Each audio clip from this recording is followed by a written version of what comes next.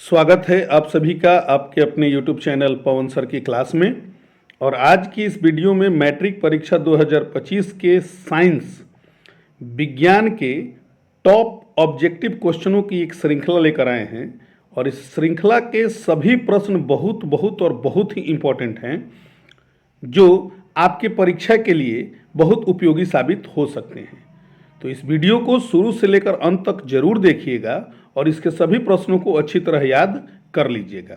और इससे पहले यदि आप पहली बार इस चैनल को विजिट कर रहे हैं या अब तक आपने इस चैनल को सब्सक्राइब नहीं किया है, तो जल्दी से चैनल को सब्सक्राइब करके बेल आइकन को दबा दें, ताकि हमारे द्वारा लाए गए सभी प्रकार के वीडियो का नोटिफिकेशन सबसे पहले आपको प्राप्त हो। पहला प्रश्न है आप सभी के लिए कि उत्तल दर्पण का बना प्रतिबिंब कैसा होता है। तो याद रखेंगे कि उत्तल दर्पण का जो बना प्रतिबिंब होता है वो हमेशा काल्पनिक, सीधा और वस्तु से छोटा होता है। सर्च लाइट की परावर्तक सतह कैसी होती है। तो सर्च लाइट की परावर्तक सतह जो होती है वो अवतल दर्पण होती है। प्रकाश किरणें गमन करती हैं, तो प्रकाश किरणें जो होती हैं वो हमेशा सीधी रेखा में ही गमन करती हैं। प्रकाश के परावर्तन के कितने नियम हैं। तो प्रकाश के परावर्तन के दो नियम हैं। पहला नियम, आपतन कोण परावर्तन कोण के बराबर होता है। सरल सूक्ष्मदर्शी में किसका उपयोग होता है। तो सरल सूक्ष्मदर्शी में आवर्धक लेंस के रूप में उत्तल लेंस का उपयोग किया जाता है। समतल दर्पण में आवर्धन का मान होता है। तो चूंकि समतल दर्पण वस्तु के बराबर प्रतिबिंब बनाता है, तो इसका आवर्धन जो होता है वो 1 के बराबर होता है। किस लेंस को अपसारी लेंस कहा जाता है। तो अवतल लेंस को अपसारी लेंस कहा जाता है। कुछ इस प्रकार इसकी आकृति होती है। यह यहाँ से जाने वाले प्रकाश किरणों को ऐसे अपसरित कर देता है, इस कारण इसे अपसारी लेंस भी कहा जाता है। जबकि इसी का एक और क्वेश्चन होता है कि किस लेंस को अभिसारी लेंस कहा जाता है। तो उत्तल लेंस को अभिसारी लेंस कहा जाता है। वायु में प्रकाश की चाल निर्वात की अपेक्षा, तो निर्वात में प्रकाश की चाल सबसे अधिक होती है। तो वायु निर्वात की अपेक्षा सघन माध्यम है, तो वायु में प्रकाश की चाल जो होगी निर्वात की अपेक्षा थोड़ी कम हो जाएगी।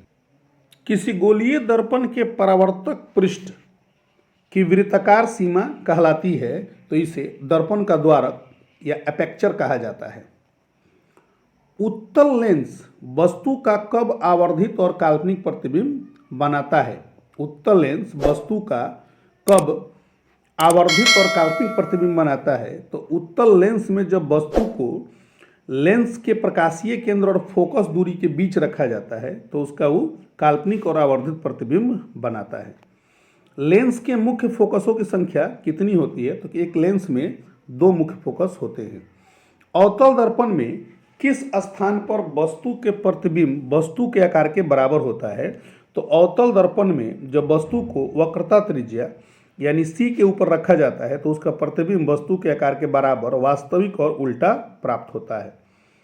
गोलीय दर्पण की फोकस दूरी और वक्रता त्रिज्या के बीच क्या संबंध है। तो गोलीय दर्पण की जो फोकस दूरी f होती है वो वक्रता त्रिज्या के आधी होती है। तो f बराबर r/2 होता है। तो यहाँ हमारा ऑप्शन नंबर 1 हो जाएगा, r बराबर 2f। हजामती दर्पण के रूप में किसका उपयोग होता है। तो हजामती दर्पण के रूप में अवतल दर्पण का उपयोग किया जाता है। गाड़ियों के साइड मिरर के रूप में किसका उपयोग होता है। तो गाड़ियों के साइड मिरर के रूप में उत्तल दर्पण का उपयोग होता है। वास्तविक प्रतिबिंब होता है, तो हमेशा याद रखेंगे कि वास्तविक प्रतिबिंब हमेशा उल्टा होता है। और ठीक इसी प्रकार काल्पनिक प्रतिबिंब होता है, तो काल्पनिक प्रतिबिंब हमेशा सीधा होता है। एक गोलीय दर्पण की फोकस दूरी +20 सेंटीमीटर है, तो वह दर्पण है। तो चूंकि फोकस दूरी का मान धनात्मक है, तो निश्चित रूप से वह दर्पण जो होगा वो उत्तल दर्पण हो जाएगा। तारों के टिमटिमाने का प्रमुख कारण क्या है। तो तारे को टिमटिमाने का मुख्य कारण वायुमंडलीय अपवर्तन होता है। श्वेत प्रकाश में वर्ण विक्षेपण किसके द्वारा होता है। तो श्वेत प्रकाश के वर्ण विक्षेपण के लिए हमें प्रिज्म की आवश्यकता होती है। तो प्रिज्म जो क्या करता है कि श्वेत प्रकाश को 7 रंगों में विभक्त कर देता है, जिसमें सबसे ऊपर लाल और सबसे नीचे बैंगनी होता है। विद्युत फ्यूज किस प्रभाव पर कार्य करता है? तो विद्युत फ्यूज ऊष्मीय प्रभाव पर कार्य करता है। एक 100 वाट के बल्ब को 250 वोल्ट के स्रोत से जोड़ने पर बल्ब से प्रवाहित धारा का मान कितना होगा? तो बल्ब से प्रवाहित होने वाली धारा का मान जो हो जाएगा 0.4 एम्पियर। मानव नेत्र का रंगीन भाग है, तो मानव नेत्र के रंगीन भाग को आइरिस या परितारिका कहा जाता है। जरा दूरदर्शिता के उपचार में प्रयुक्त होने वाला लेंस है, तो जरा दूरदर्शिता जिसको हम लोग प्रेस बायोपिया भी कहते हैं, इसके लिए बायोफोकल लेंस या द्विफोकसी लेंस का उपयोग किया जाता है। स्पष्ट दर्शन की न्यूनतम दूरी का मान कितना होता है? तो स्पष्ट दर्शन की न्यूनतम दूरी का मान 25 सेंटीमीटर या 4 डायोप्टर होता है।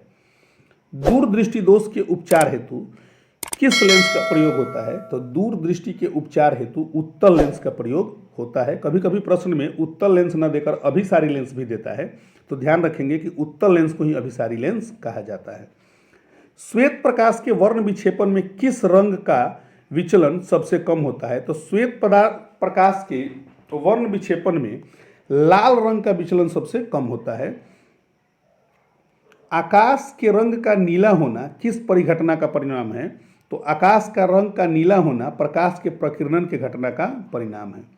अंतरिक्ष यात्री को आसमान का रंग कैसा दिखता है? तो अंतरिक्ष यात्री को आसमान का रंग काला दिखता है।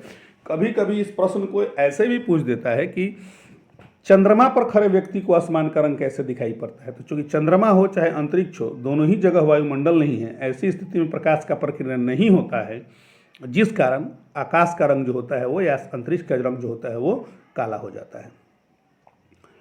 प्रकाश के किस रंग का तरंगदैर्ध्य सबसे अधिक होता है? तो दृश्य प्रकाश में लाल रंग का तरंगदैर्ध्य सबसे अधिक होता है और बैंगनी रंग का तरंगदैर्ध्य सबसे कम होता है। जूल प्रति कूलम किसका मात्रक है? जूल प्रति कूलम किसका मात्रक है? तो जूल प्रति कूलम जो होता है वो विभवांतर का मात्रक होता है और जूल प्रति कूलम को वोल्ट भी कहा जाता है। ओम के नियम के अनुसार, तो ओम का नियम कहता है V is directly proportional to R। इसको हम लोग कहते हैं इसे V बराबर IR। तो ऑप्शन नंबर हमारा 3 सही हो जाएगा। हमारे घरों में प्रयोग होने वाली धारा है, तो हमारे घरों में प्रयोग होने वाली धारा जो होती है वो 220 वोल्ट AC यानी कि प्रत्यावर्ती धारा होती है। LPG का प्रमुख अवयव है, तो LPG का प्रमुख अवयव ब्यूटेन है, जिसको हम लोग C4 और H10 के नाम से भी जानते हैं।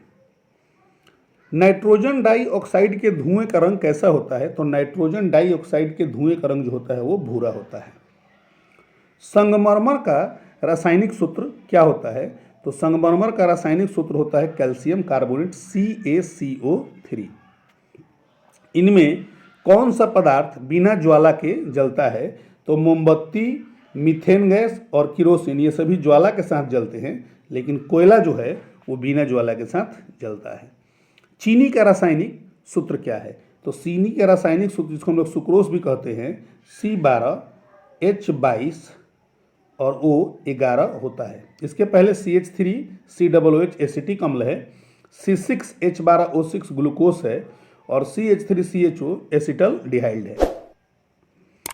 धोबिया सोडा का रासायनिक सूत्र क्या होता है? तो धोबिया सोडा का रासायनिक सूत्र Na2CO3 × 10H2O होता है, सोडियम कार्बोनेट डेकाहाइड्रेट। जिप्सम को 120 डिग्री ताप पर गर्म करने पर क्या बनता है? तो जिप्सम को 120 डिग्री ताप तक गर्म करने पर प्लास्टर ऑफ पेरिस बनता है। कभी कभी ये भी प्रश्न पूछता है कि शुष्क बुझे हुए चूने पर 40 डिग्री सेंटीग्रेड ताप पर क्लोरीन गैस प्रवाहित करने पर क्या बनता है? तो वहाँ विरंजक चूर्ण प्राप्त होता है, जिसको ब्लीचिंग पाउडर भी कहा जाता है। दही में कौन सा अम्ल पाया जाता है? तो दही में लैक्टिक अम्ल पाया जाता है। चींटी के डंक में कौन सा अम्ल पाया जाता है? तो चींटी के डंक में फार्मिक अम्ल HCOOH पाया जाता है। मिल्क ऑफ मैग्नीशिया का पीएच मान कितना होता है? तो मिल्क ऑफ मैग्नीशिया एक प्रकार का क्षार है, तो इसका पीएच मान 7 से अधिक होगा, तो ऑप्शन में 7 से अधिक 10.5 है, तो मिल्क ऑफ मैग्नीशिया का पीएच मान 10.5 हो जाएगा। एथिल अल्कोहल का व्यापारिक उत्पादन किस प्रकार किया जाता है? तो एथिल अल्कोहल का व्यापारिक उत्पादन जो होता है वो किण्वन प्रक्रिया के द्वारा कराया जाता है, फर्मिनेशन कहा जाता है। श्वसन किस प्रकार की अभिक्रिया है? तो श्वसन एक प्रकार की ऑक्सीकरण, ऑक्सीडेशन या उपचयन अभिक्रिया है। धातु के ऑक्साइड होते हैं, तो धातुओं के जो ऑक्साइड होते हैं वो क्षारीय होते हैं। इनमें किसे चाकू से काटा जा सकता है? तो सोडियम धातु को आसानी से चाकू से काटा जा सकता है। किस धातु का गलनांक सबसे कम है? तो निश्चित रूप से सोडियम का गलनांक सबसे कम होगा। कमरे के ताप पर द्रव धातु, तो कमरे के ताप पर द्रव धातु एकमात्र है जिसको हम लोग Hg, मरकरी या पारा के नाम से जानते हैं। कमरे के ताप पर द्रव धातु, तो कमरे के ताप पर द्रव धातु जो है वो ब्रोमीन होती है। सबसे कठोर प्राकृतिक पदार्थ, तो सबसे कठोर प्राकृतिक पदार्थ हीरा है। इसमें कौन विद्युत का सुचालक है? तो ग्रेफाइट विद्युत का सुचालक है। किस धातु को किरोसिन तेल में डुबोकर रखा जाता है? तो सोडियम जो होता है वो बहुत क्रियाशील होता है और यह वायु के साथ अभिक्रिया करके जलने लगता है। यही कारण है कि इसे हमेशा किरोसिन तेल में डुबाकर रखा जाता है। ड्यूरेलुमीन किस धातु का मिश्र धातु है? तो ड्यूरेलुमीन जो है वो एल्यूमिनियम का मिश्र धातु है। आयोडीन को किस द्रव में घोलने पर टिंचर आयोडीन बनता है? तो आयोडीन को ethyl alcohol C2H5OH ethyl alcohol के साथ घोलने पर टिंचर आयोडीन बनता है। उच्च वसा अम्लों के सोडियम लवण को साबुन कहा जाता है। मेंडलीफ के आवर्त नियम का आधार है, तो मेंडलीफ का आवर्त नियम परमाणु भार या द्रव्यमान संख्या पर परमाणु द्रव्यमान पर आधारित है। मेंडलीफ का आवर्त नियम तत्वों को भौतिक एवं रासायनिक गुण, परमाणु भार या परमाणु द्रव्यमान के आवर्त फलन होते हैं। आवर्त सारणी में आवर्तों की संख्या कितनी है? तो आधुनिक आवर्त सारणी में आवर्तों की संख्या 7 है। आवर्त सारणी के उदर्ग स्तंभों को क्या कहा जाता है? तो आवर्त सारणी में जो इस तरह के उदग्र स्तंभ है इनको वर्ग कहा जाता है और इनकी कुल संख्या 18 है। हैलोजन तत्व किस वर्ग के सदस्य हैं? तो हैलोजन तत्व जो हैं वो 17वें वर्ग के सदस्य हैं। हैलोजन तत्वों में फ्लोरीन, क्लोरीन, ब्रोमीन और आयोडीन को माना जाता है। फ्लोरो, क्लोरो, ब्रोमो और आयोडो। आधुनिक आवर्त नियम का आधार क्या है? तो आधुनिक आवर्त नियम का आधार परमाणु संख्या है। इसमें कहा जाता है कि तत्वों के भौतिक एवं रासायनिक गुण परमाणु संख्या के आवर्त फलन होते हैं। नर युग्मक में गुणसूत्रों की संख्या कितनी होती है? तो नर युग्मक में गुणसूत्रों की संख्या 23 होती है। इसमें 22 जोड़ा जो होता है वो सामान्य होता है और 23वां जोड़ा जो होता है वो लिंग गुणसूत्र के नाम से जाना जाता है। भ्रूण का विकास कहाँ होता है? तो भ्रूण का विकास जो होता है वो गर्भाशय में होता है। मानव युग्मक में लिंग गुणसूत्रों की संख्या कितनी होती है? तो अभी पहले हमने आपको बताया कि मानव युग्मक में लिंग गुणसूत्रों की संख्या 2 होती है। यह गुणसूत्र X हो सकता है या यह X और Y हो सकता है। वंशागत के नियमों का प्रतिपादन किसने किया? तो वंशागत के नियमों का प्रतिपादन ग्रेगर जॉन मेंडल ने किया था। जीन शब्द को प्रस्तुत किसने किया था? जो जीन शब्द को सबसे पहले जोहानसन ने प्रस्तुत किया था। स्त्री लिंग गुणसूत्र का युग्म होता है, तो स्त्रियों में लिंग गुणसूत्र जो होता है वो सिर्फ X और X ही होता है। इसमें कौन एक अवशोषी अंग है? तो अपेंडिक्स एक अवशोषी अंग है। द ऑरिजिन ऑफ स्पीसीज नामक किताब के लेखक कौन है? तो ऑरिजिन ऑफ स्पीसीज नामक किताब के लेखक चार्ल्स डार्विन है। जीव विज्ञान का पिता किनको कहा जाता है? तो अरस्तु को जीव विज्ञान का पिता कहा जाता है। मानव शरीर की सबसे लंबी कोशिका कौन है? तो मानव शरीर की सबसे लंबी कोशिका न्यूरॉन है, जिसे तंत्रिका कोशिका भी कहा जाता है। ऑक्सीन क्या है? तो ऑक्सीन एक प्रकार का पादप हार्मोन है। कौन सा पादप हार्मोन पत्तियों को मुरझाने के लिए उत्तरदायी है? तो एब्सिसिक एसिड नामक पादप हार्मोन पत्तियों के मुरझाने के लिए उत्तरदायी है। फल पकाने वाला हार्मोन कौन है? तो फल पकाने वाला हार्मोन जो है वो एथिलीन है। इंसुलिन की कमी से होने वाला रोग कौन सा है? तो इंसुलिन की कमी से होने वाला रोग मधुमेह है, जिसको डायबिटीज या चीनी रोग भी कहा जाता है। थायराइड ग्रंथि से कौन सा हार्मोन निकलता है? तो थायराइड ग्रंथि से थायरॉक्सिन हार्मोन निकलता है। मनुष्य के शरीर की सबसे बड़ी ग्रंथि कौन है? तो मनुष्य के शरीर की सबसे बड़ी ग्रंथि यकृत या लीवर है। प्यूटिट्री ग्रंथि से कौन सा हार्मोन स्रावित होता है? तो प्यूटिट्री ग्रंथि से वृद्धि हार्मोन स्रावित होता है। उम्मीद है कि यह सीरीज आपको बहुत अच्छा लगा होगा और यह आपके परीक्षा के लिए बहुत इम्पोर्टेंट होगा। तो फिर से एक बार वीडियो को आप देखकर इसको अच्छे से याद कर लीजिएगा। निश्चित रूप से आपके पेपर में इस वीडियो से प्रश्न जरूर रहेंगे। और फिर से आपको एक बार ये कहना चाहेंगे कि यदि अभी तक आपने इस चैनल को सब्सक्राइब नहीं किया है तो जल्दी से चैनल को सब्सक्राइब करके बेल आइकन को दबाकर इस चैनल के परिवार के सदस्य बने। बहुत बहुत धन्यवाद।